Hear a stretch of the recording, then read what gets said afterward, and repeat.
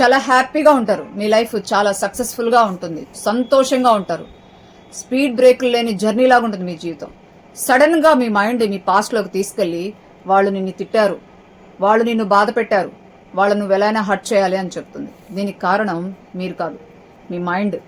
మీ పాస్ట్లో జరిగిన విషయాలు కానీ, మిమ్మల్ని బాధ పెట్టిన విషయాలు కానీ, అవి మీకు మానసిక గాయాలుగా, బాడీ పెయిన్గా మీ నర్వ్స్లో, మీ సెల్లో స్టోర్ అయిపోయి అప్పుడప్పుడు మిమ్మల్ని ట్రిగర్ చేసి మిమ్మల్ని రెచ్చగొట్టి పక్కన వాళ్ళ మీదకి తోలాలని చూస్తుంటుంది.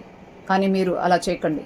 ఈ సమస్యకు పరిష్కారం ఏంటంటే మెడిటేషన్ అనేది మీ పాస్ట్ లైఫ్లో ట్రామాస్ కానీ ఏదన్నా ఎవరైనా మిమ్మల్ని హర్ట్ చేస్తున్నా కానీ మెడిటేషన్ తీసేస్తుంది. ప్రాణాయామం కూడా మీకు హెల్ప్ చేస్తుంది.